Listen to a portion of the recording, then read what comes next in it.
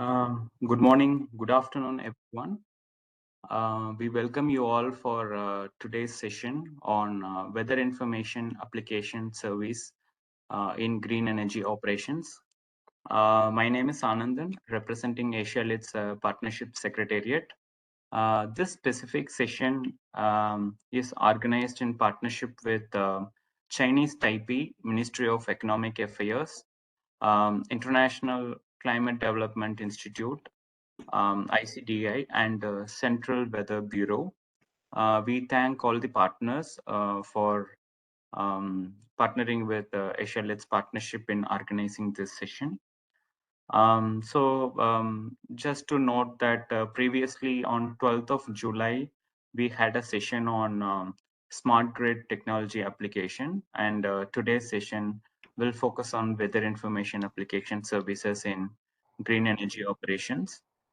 Today, the Chinese Taipei officials will present the climate service needs and priorities in the energy sector under the framework of Global Framework of Climate Services. We call it as GFCS.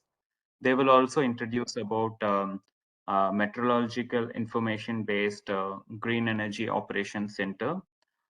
Further, they will share experiences from Chinese Taipei in public-private partnership with green energy utilities. Next slide, please.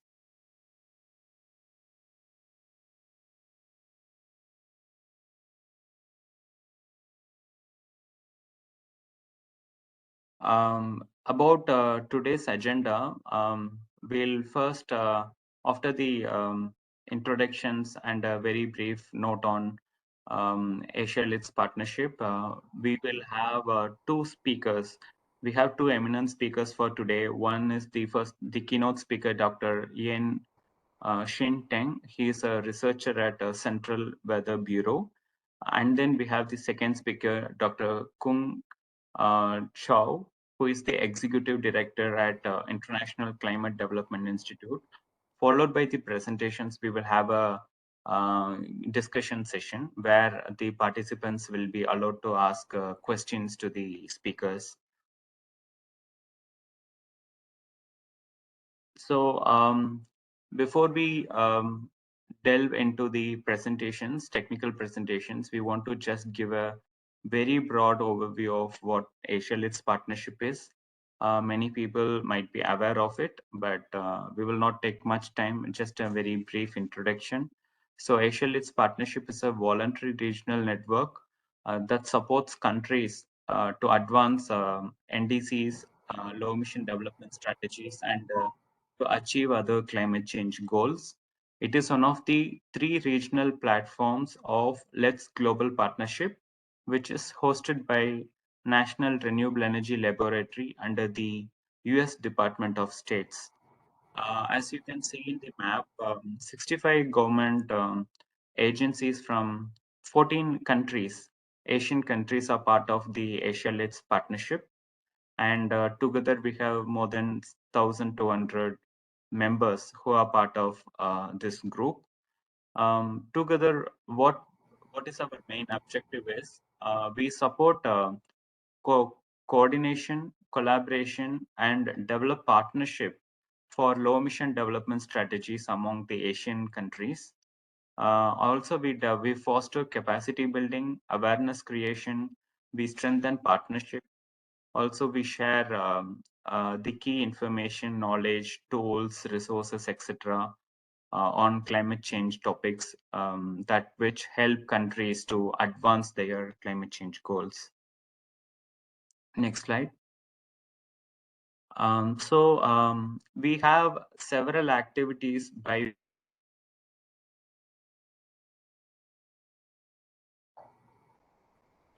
knowledge sharing. Within the knowledge one of the key pillars of Asia-Lid's partnership is the communities of practice. We run several thematic communities of practice. One such is energy communities of practice. Here we bring practitioners, subnational governments, country governments, and various other practitioners together as a group, and whatever is the priority topic, we help facilitate learning uh, on that particular topic. So as you can see, this year we have identified several topics for group learning, and there are several countries who are already part of this group. And this specific session, today's session and the session on 12th, is organized under this communities of practice. And if any members have any specific needs on any of the climate change topics, you could try to Asia-Lit's Partnership Secretariat. Next slide. So these are the other communities of practice run by Asia-Lit's Partnership. One focuses on clean mobility, especially on electric mobility. Other one on NDC finance, the various options that which is available for advancing climate change, especially the finance aspects of it. We support learning in those topics. We are also planning to start a new communities of practice that which will focus on green and socially inclusive economic recovery. Just we want to share the broad activities that is being done at Asia-Lit's Partnership. To learn further under specific communities of practice, you can write to us and we'll be happy to share further information. Next slide. So about housekeeping rules for today, most of the time the participants will be in mute mode. Still participants can use the chat option that you can see at the bottom of the window. You can send your comments, questions at any point during the session. After the presentations are over, we will have a open discussion by when you can raise the hand. There's an option to raise your hand. You can just click onto it and we will unmute you. You can ask questions directly to the speakers. And whatever questions you have, you can just drop in the chat box. Next slide. Okay, so before we hand over the floor to speakers, we would like to give a very brief introduction about them. We have two speakers here for today. The first one is Dr. Jen Shin Teng. He is a researcher at Central Weather Bureau, Chinese Taipei. He has more than 2 decades of rich experience in the Meteorological Information Application Center. For the past 6 years, he has been working as a technical leader and implementing several renewable energy projects within the Central Weather Bureau. We welcome Dr. Teng. Second speaker is Dr. Kun Liu Chow. He is the executive director at ICDI. He has been working in the public affairs field for more than 20 years. He is also the general secretary and treasurer for International Forum for Meteorological Societies since 2016. Also, is a certified trainer of UNDRR and also teaching smart city governance course at Suzhou University. We welcome both the eminent speakers today. We'll hand over the dais to you. Thank you. Okay, can you see my slides? Yes. Yes. Thank you. Yes. Thank you for the introduction by Anahan. It's my honor to have this opportunity to introduce the Central Weather Bureau's efforts in recent years in the application of meteorology information to the renewable energy field. Here is the outline of my talk.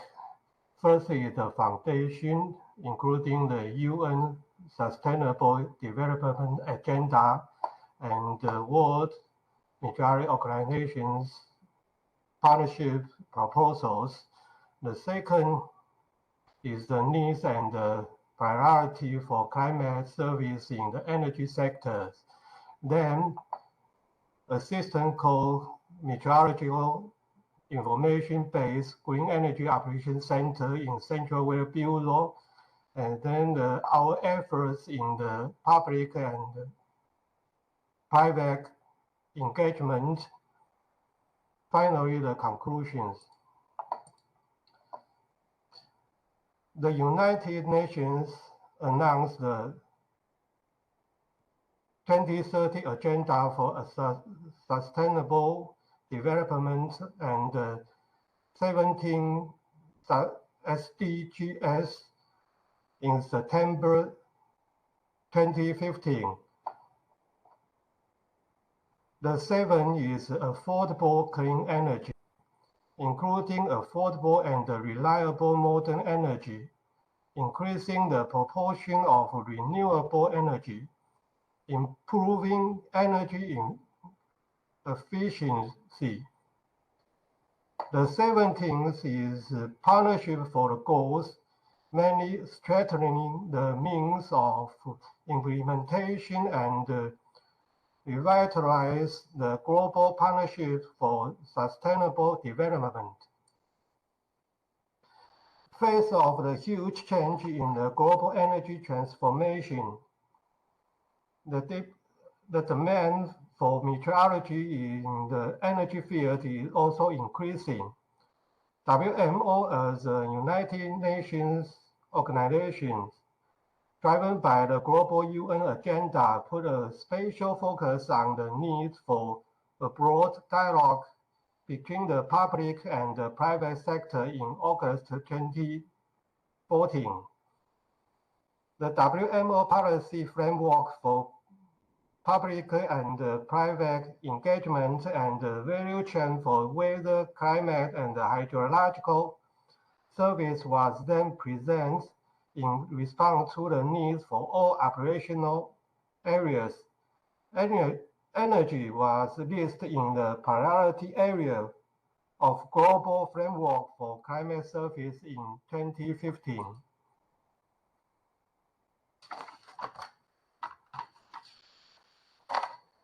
Under the trend of energy transition and net zero carbonization, the proportion of renewable energy in the energy structure of various countries is increasing significantly. The expanding energy system is increasing vulnerable to change weather and climate. Distribution and transmission and grid security are also at high risk for extreme weather. Here show the impact of the weather and climate on the energy sector from the World Energy and Meteorology Council on all time scale from the second to the decade.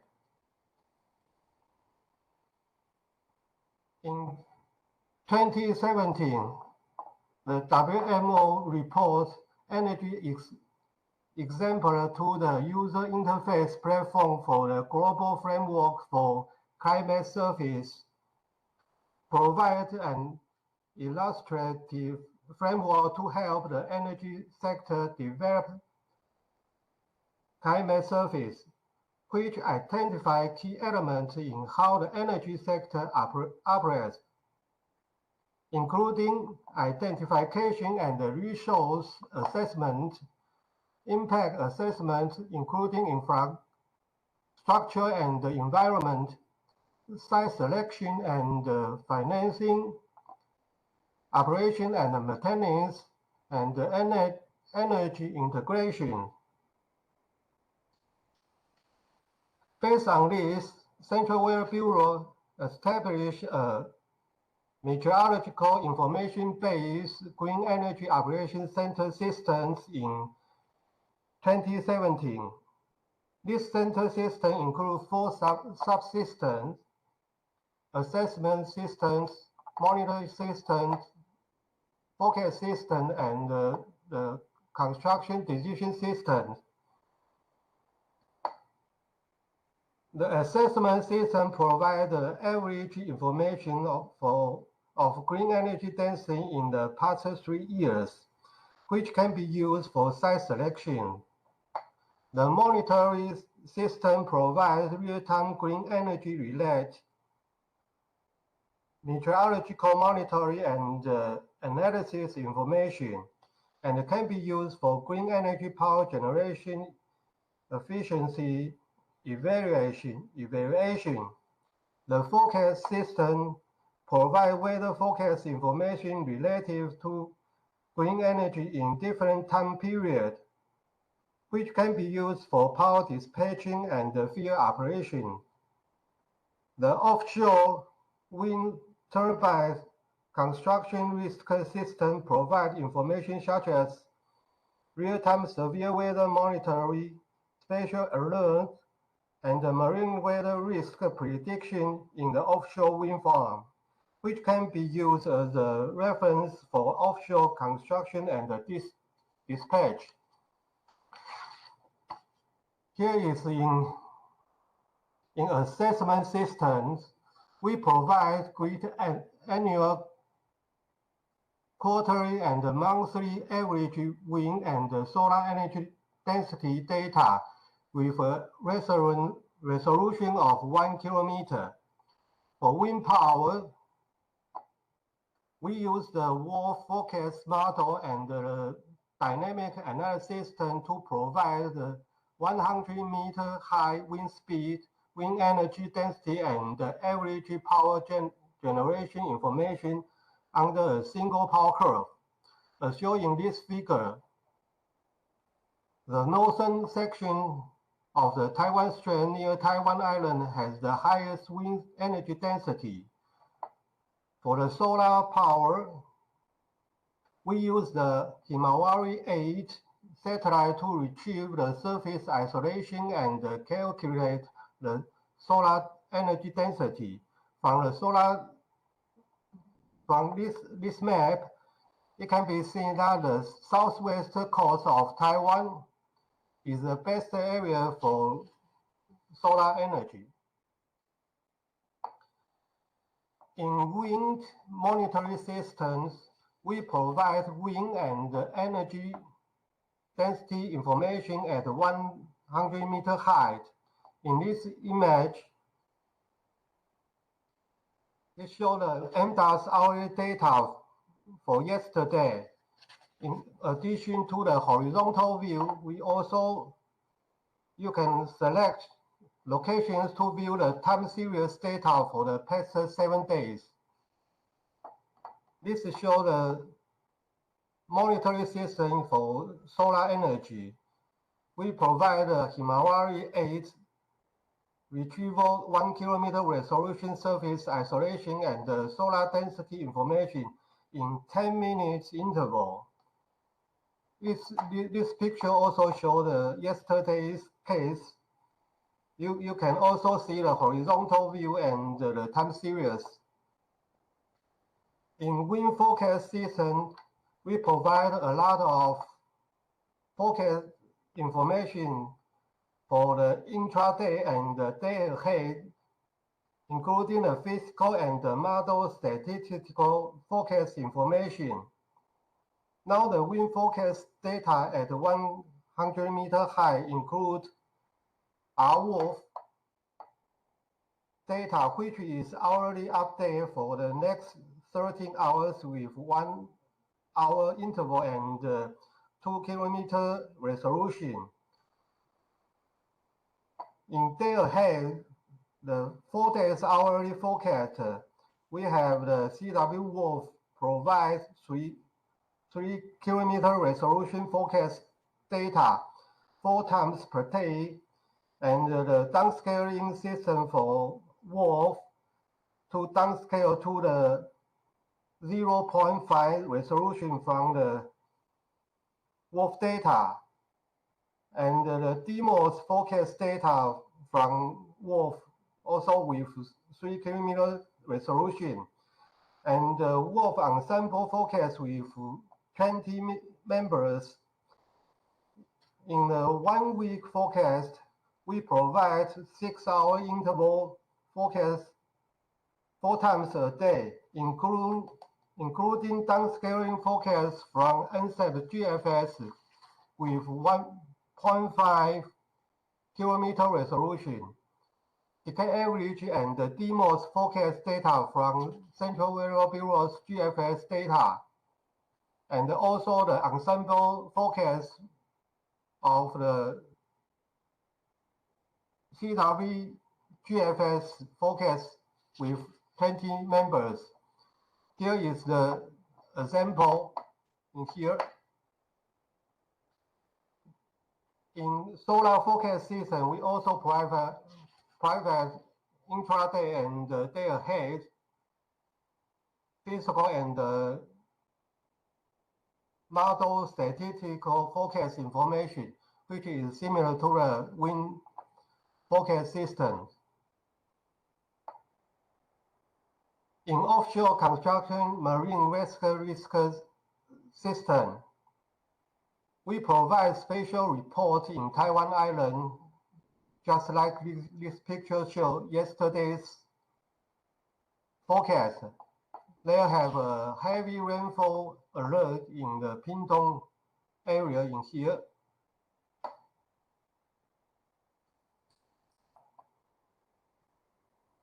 In potential area forecast, we provide weather forecast every 3 hours for the next 3 days. Forecast parameters including weather conditions, temperature, wind speed, and direction, rainfall probability, wave height, wave direction, and period.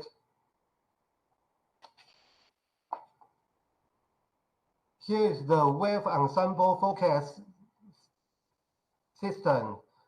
This slide shows the monetary and the ensemble forecast time series data of wave and the wind field in Taitung Harbor yesterday.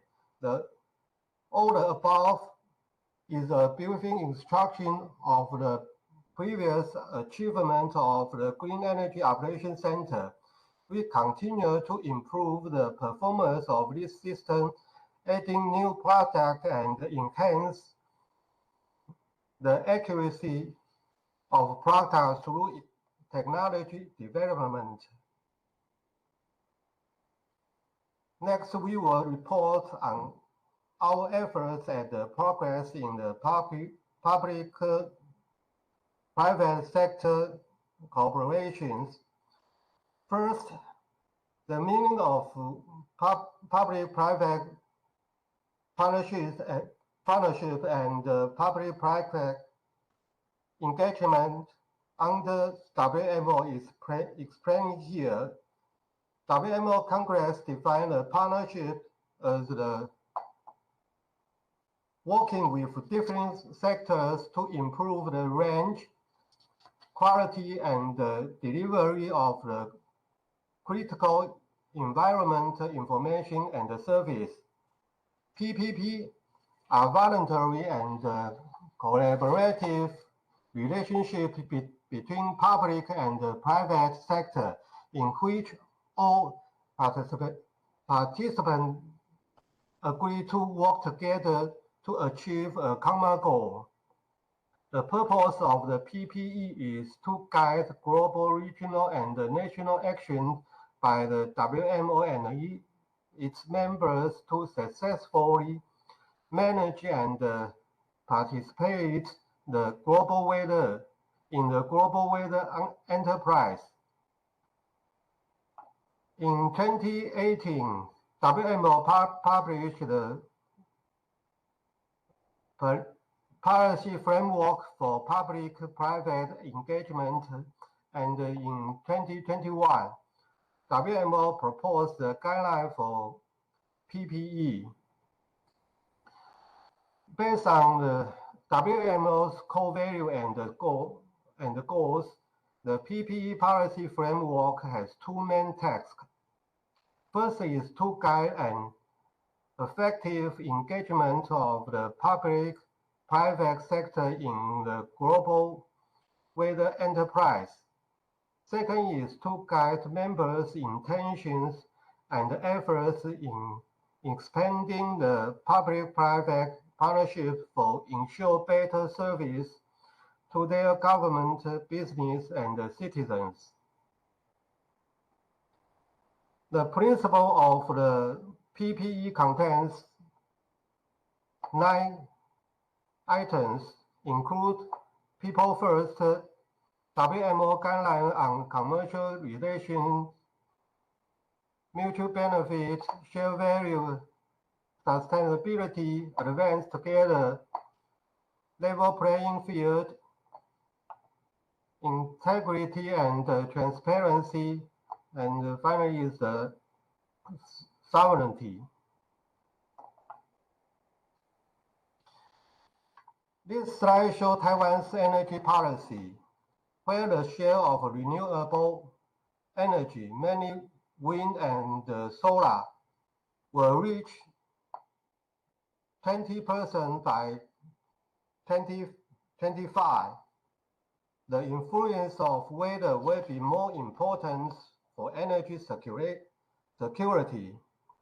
We believe that we have a deeper understanding of Taiwan's meteorology than other countries, and the information we provide in the Green Energy Operations Center will certainly be of great help to the energy field. Central Weather Bureau cannot be absent during our county's energy transition, but after all, energy is not our field, and it can even be said that we understand it very shallow. So we try to build up partnership with private sector of energy field under the principle of the PPE. First of all, we define the climate service value chain in the renewable energy field. Then at this stage, we chose the forecast of the renewable energy power generation as the first main topic for the PPP in Taiwan. It's mainly in response to the demand for the power dissipation in 2025. The second step is to conduct survey and discussion with the stakeholder in order to find potential cooperative company, taking the company's business development needs as the main consideration, convince them to use CWB's green energy related weather forecast and analysis information to develop a power generation forecast system and its backend application service. The third step is to sign MOU with Renewable Energy Unit, which regulates the needs, work content, responsibility, and obligation of both CWB and the partner unit. We also hold workshops every year to exchange the results and the needs of meteorological data usage among various companies, and provide opportunity for partners to publish their development application service project and the result. This slide shows our preliminary understanding of meteorological application level in the wind energy field, including stage, user weather information, and the usage case. This is the slide for the solar field. After studying the potential opportunity of climate service in green energy, we had a meeting between private sector, such as Thai Power Company, renewable energy-based electricity retailing, and other renewable energy units. Here are some potential cooperative companies that we have contact. Among these, 4 companies have signed MOU with us, and some companies have expressed their willingness to cooperate and discuss cooperation plans. We also continue to approach different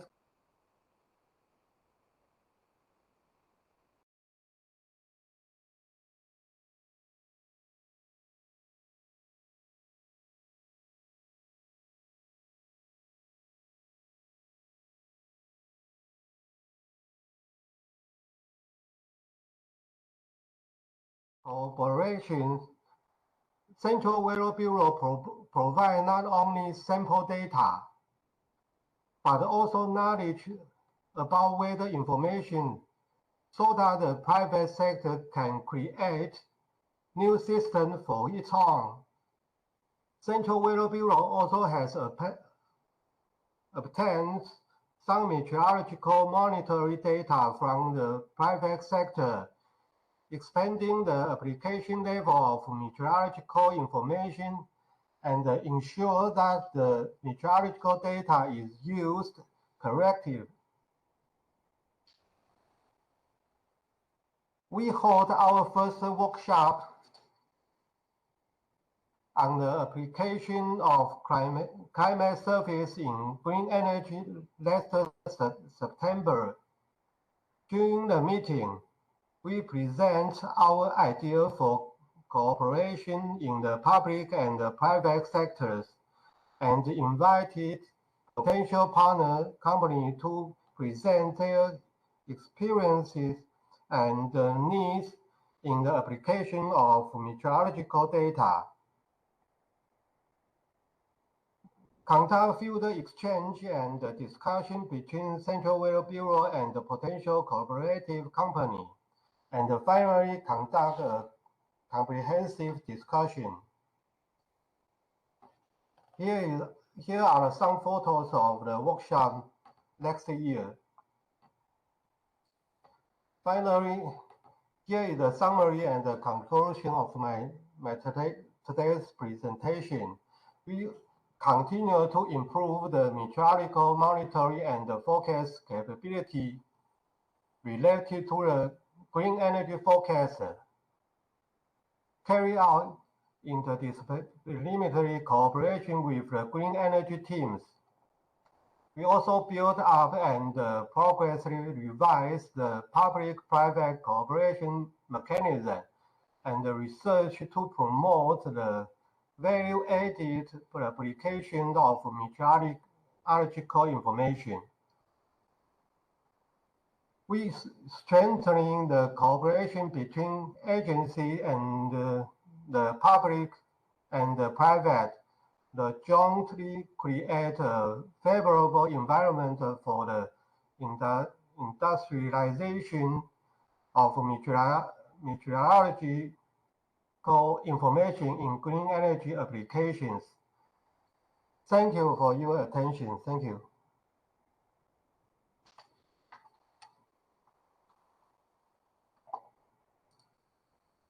Thank you so much, Dr. Teng. So we hand over the dice to Dr. Chow.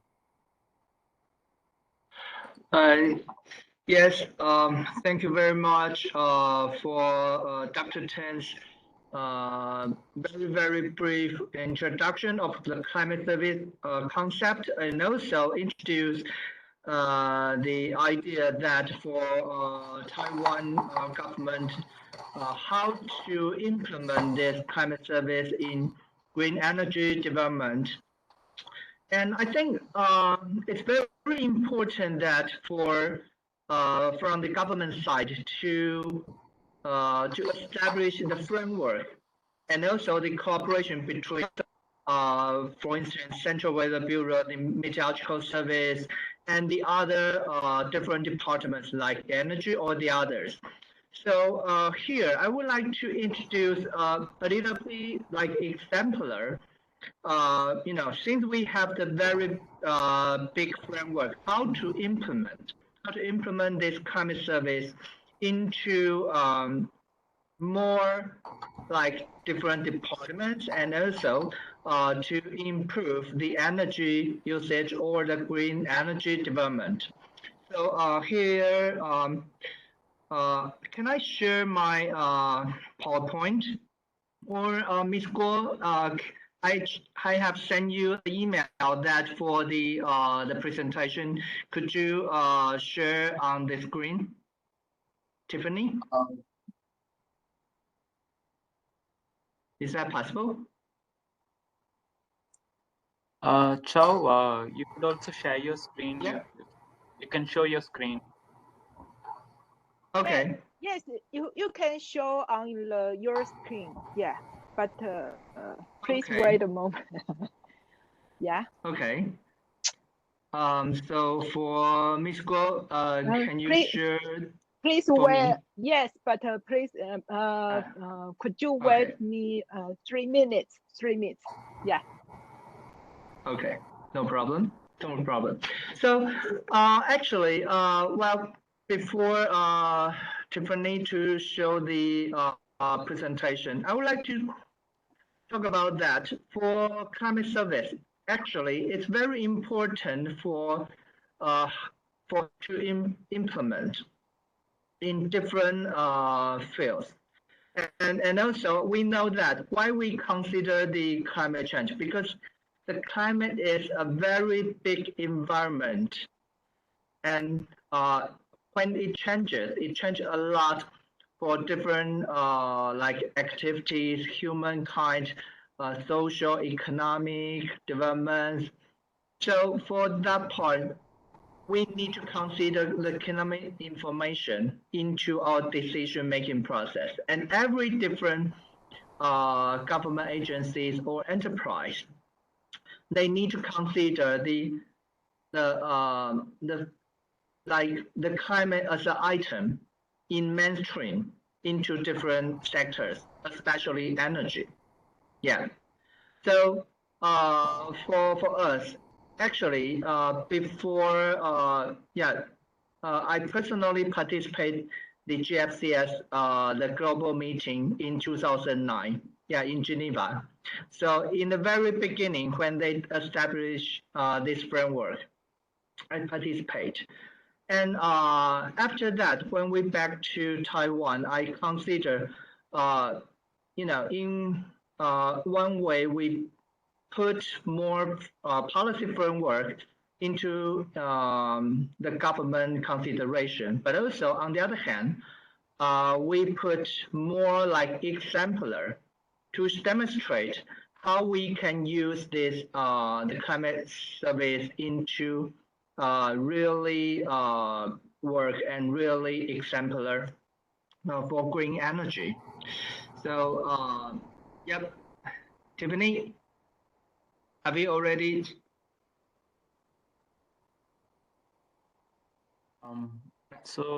Not yet. I'm not sure if Tiffany is able to figure out, but Dr. Chow, if the slides are with you, you could still show your screen. Okay, okay. Let me try. Yes. Okay. Yes. Okay, Tiffany, are you ready? Yes. Yes. Okay. Please wait a moment. Thanks. Yes. And PDF. Yeah. Can you see the I've slide? sent you the. Can you see the slide? Not yet. Not yet. Yeah. Yeah. Well, the reason I asked Tiffany to show for me because normally when I using this WebEx system and I share the screen and it always just gone. So Sure. that's why I asked Tiffany. Yeah. Sure. Or Tiffany, you could quickly send it to us. We can show it from here. That's also possible. Okay. Yeah. Yes, I send it to you. Yeah. Please wait a moment. All right. Okay. Yeah.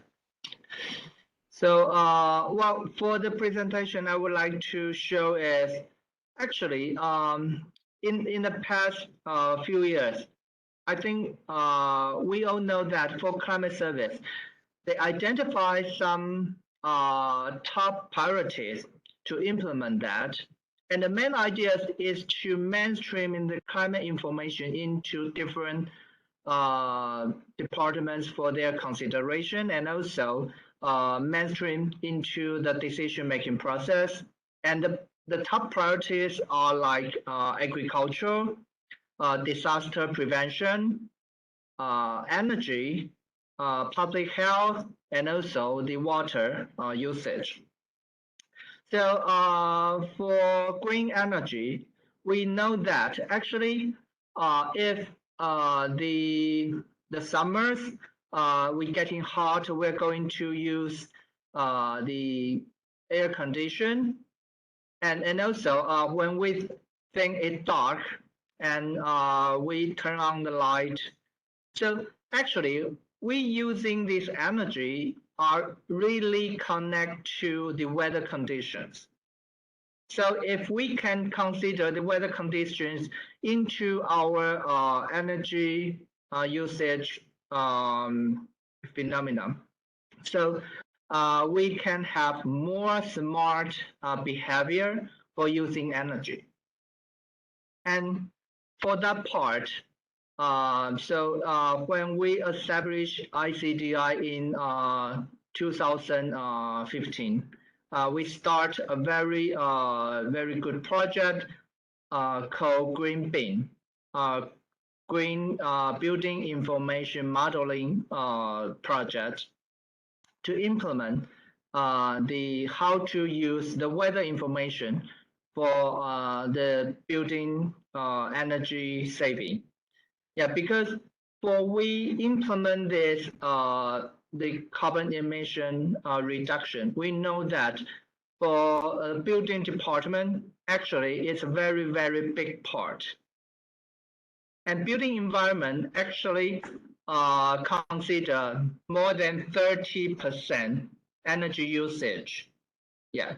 So okay, that's me. And in the past few years, I work a lot shortly for ALP. I think ALP is one of a very, very good platform for Asia countries to share, and also we can find some better solutions. Okay, next please. Yep, next page please. Yes.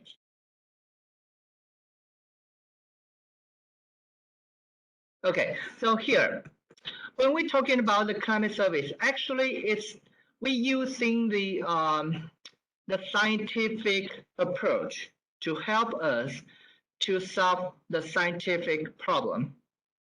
Yeah, actually we identified the climate change. Now we're talking about net zero. Yeah, net zero is a global trend, and we're using the climate service to help us for the energy saving. So we're using this climate approach to solve the climate problem. We identified the target in 2050 would be net zero, and to set up different steps go like 2030, we need to cut down at least 30% for carbon emission. And how to achieve that? Next page, please.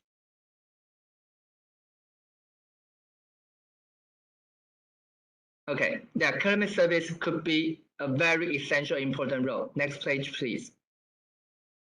Okay, so here is the main idea for using the climate information in decision-making process. You all know that. Okay, next page, please.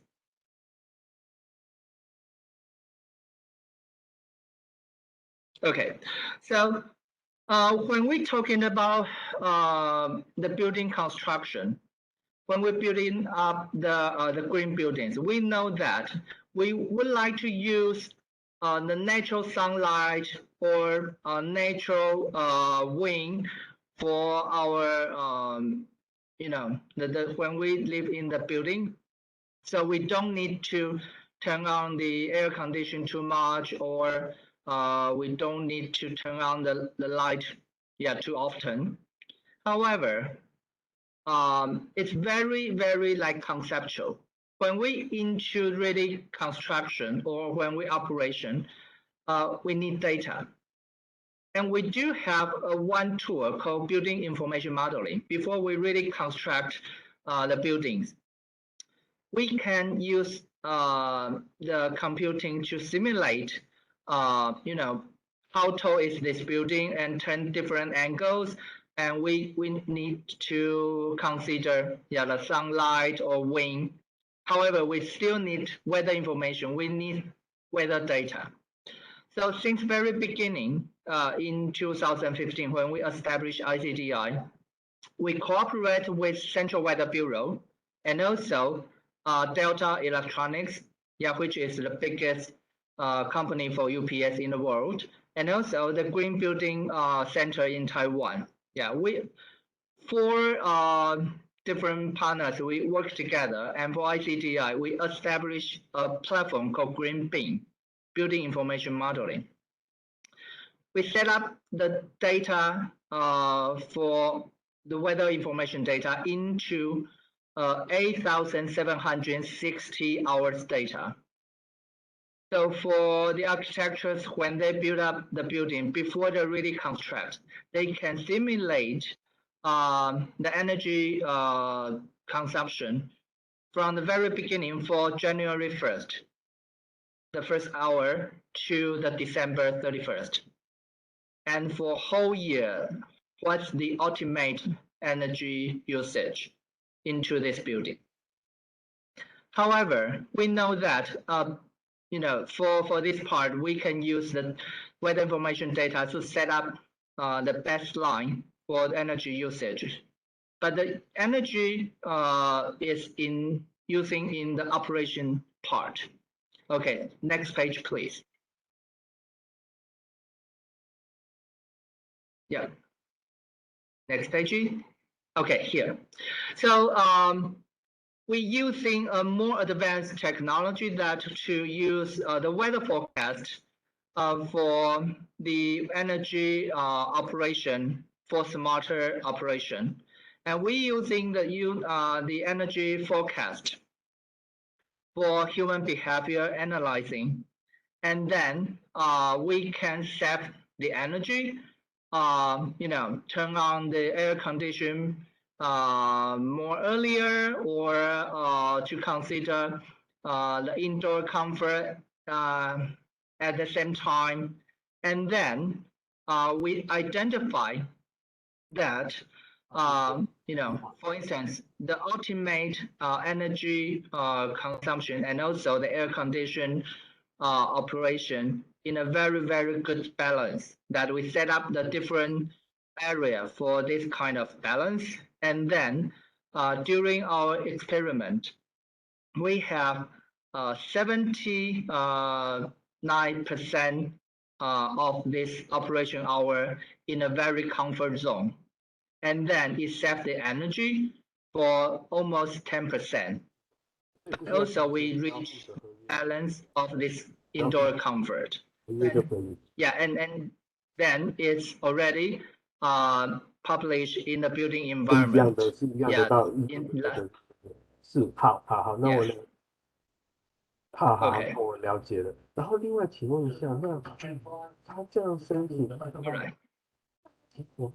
Okay, so I think for this part, we demonstrate that if we can use this energy saving using weather information to have better consideration, we can reach the energy saving and also provide a very smarter way for the comfort indoor, and also to achieve the net zero in a smarter way. Okay, so I think it's back to Dr. Deng's presentation that in the past few years, I think for Central Weather Bureau, they established a very good framework and also coordinate with Energy Department and establish a database for a Green Energy Center. And then we need more innovative exemplar to show that for different departments, I mean, for instance, building department, business sectors, or transportation, how to use this kind of weather information for energy usage in an automatic way and smarter way. Okay, I think for all of us, we can have more dialogue in different departments, and we can find out a very good and new pathway for net zero together. Okay, thank you very much.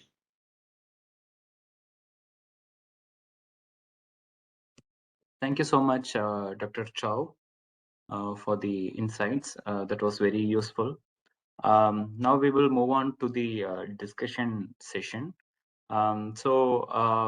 We would like to inform the participants that if you have any questions, you can put it in chat box, or you can also raise your hand. We will unmute you to ask questions. We see Chun Yu Yen. So we'll just unmute you. You can directly ask your question.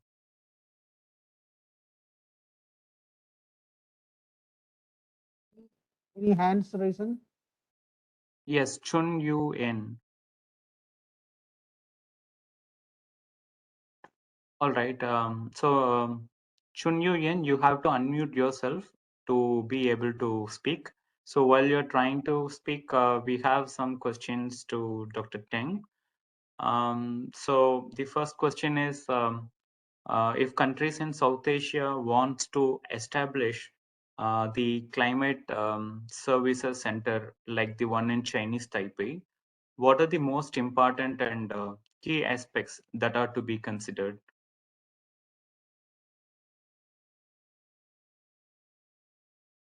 Yes, thank you for your questions. I think the most important is to find your customer. Yeah, the data or the information is for use, so the customer is very important. You should contact the customer to what they want and what they want to do. So I think the first step and the most important is to find your customer. Thank you. All right, sure. Thank you, Dr. Teng. And how about the access to the information available from the Meteorological Information Center, Dr. Teng? Is it available for public, or if some other countries wants to access, what are the possibilities? Could you give some insight on that? Okay, actually, we have not imposed any restriction on any foreign unit, and everything is a cooperation mechanism described in my report. So even more, we are more interested in international cooperation. So if other countries for the Southeast Asia countries would like to cooperate for the Central Weather Bureau, we are very, very welcome. All right, sure. Thank you, Dr. Teng. We have one question to Dr. Chow. Just we would like to get your insight on how to, there are only a certain thing a government can do to do the energy, to impose energy savings. But more than that, if it comes to the internal environment and at a household level, how to promote and encourage people to take action on their own. Could you share some insight from Chinese Taipei on encouraging people to do more on energy savings, and what are some suggestions from you for other countries to follow?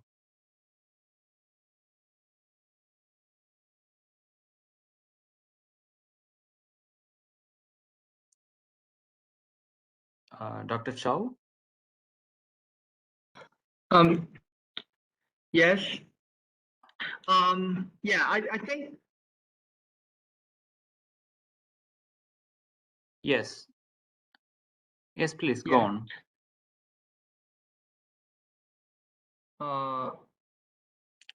You're audible. You can please proceed. Okay. I think for Dr. Chen has mentioned about very, very good response. But for me, I think I would like to give some additional suggestion that for actually every country when we implement this climate service and also establish, for instance, for Southeast Asia or the other countries, from my previous experience that to communicate with different stakeholders is very important. Yeah, for instance, actually different departments, different stakeholders, they have different ideas, they have different expectation. And to communicate for different stakeholders to find a common interest is very important. And also another thing is we need training.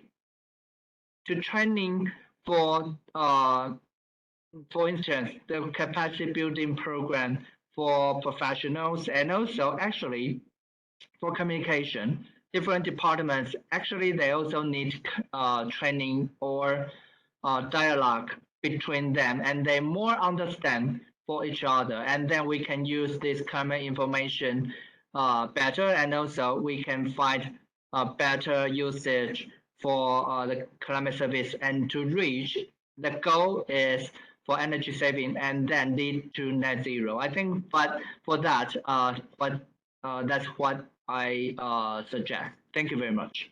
All right. Thank you so much, Dr. Chow. So we have one last question. Either of you could respond to it, but the question is, what is the main challenge in engaging private sector? And private sector is to be engaged for advancing climate change for various reasons, but increasing their participation has always been a challenge. So what is the critical thing to be considered? What is your suggestion on a takeaway for countries that they should do to encourage private parties to come on board?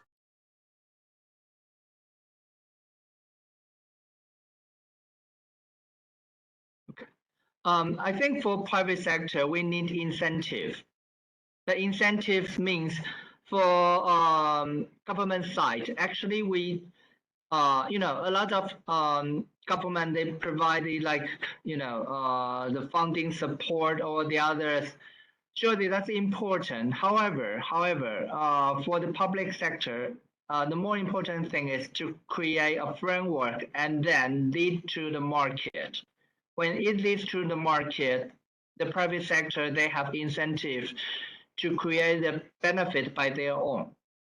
So I think for that part, for instance, if we can have better policy framework and also to find out the incentive between coordination for partnership, public-private engagement, I think that will lead to the successful climate service.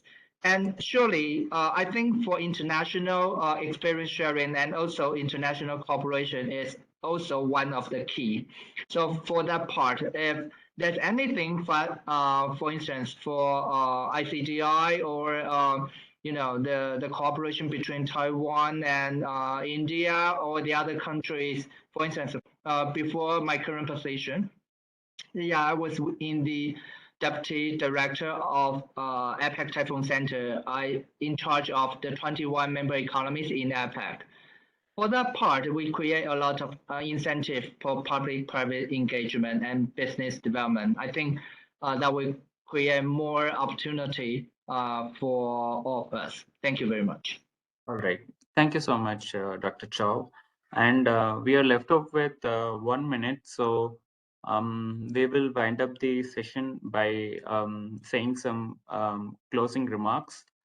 Of course, we want to take this opportunity to thank both the speakers, Dr. Teng and Dr. Chow. Thank you so much for contributing and also for being present in today's webinar. Your insights were very useful.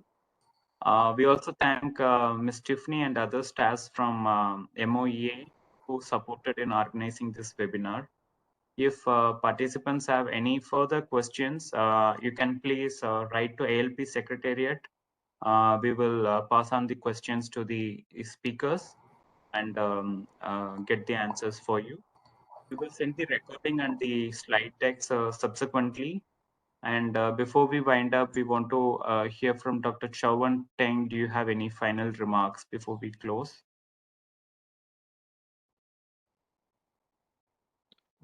Thank No, you. I would like to thank for the host. Yeah, and thank you for all the audience. Yeah, thank you. Thank All you. right. Thank you so much, Teng. Thank you so much, Chow. Thank you all once again. Have a great day. Bye. Bye.